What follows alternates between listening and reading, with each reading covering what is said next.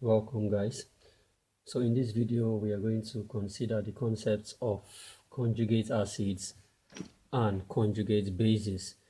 Remember that in one of our previous videos we talked about one theory of the acid as stated by Bronsted and Lowry. Bronsted and Lowry came up with the idea that an acid is a donor of protons, whereas a base is an acceptor of protons. That gives rise an acid-base reaction that gives rise to a conjugate acid and a conjugate base. Now, what makes a conjugate acid and a conjugate base?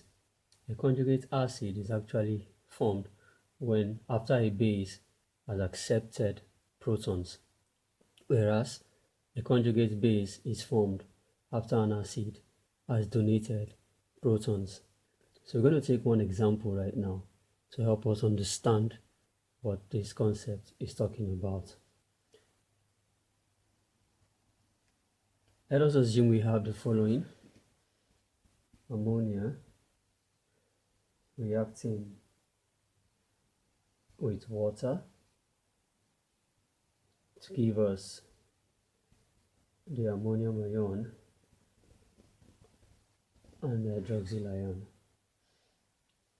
If you've been following our videos, we took this as an example previously, and in this reaction, if you look deeply at the product side, you're going to realize that ammonia has become ammonium ion by accepting one hydrogen, that is a proton, from water, whereas water itself has become the hydroxide ion by donating the hydrogen ion. So I'm going to break this down so we're going to have a clearer view. So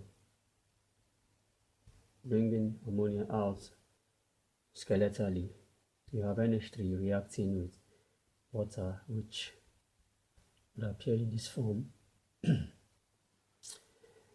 In this situation, ammonia would accept a hydrogen from water, and this bond becomes an electron up there, so that at the end of the day, because ammonia is accepting this hydrogen, you end up having ammonium ion. Remember, the hydrogen ion serving there as a proton, and then you're left with the hydroxide ion.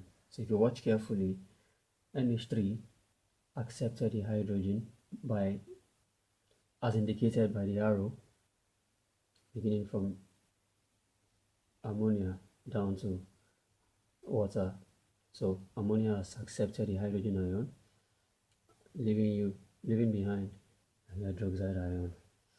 So what simply happens here? The substance that accepts the hydrogen ion is called the base, whereas the substance that donates the hydrogen, in this case water, is called the acid. Now, we have said earlier that the substance that accepts the hydrogen later, the hydrogen ion, later becomes the conjugate acid. So in this case, the base, after accepting the proton, becomes a conjugate acid. If you look deeply, it means that ammonium here would be your conjugate acid, because previously ammonia accepted the hydrogen ion.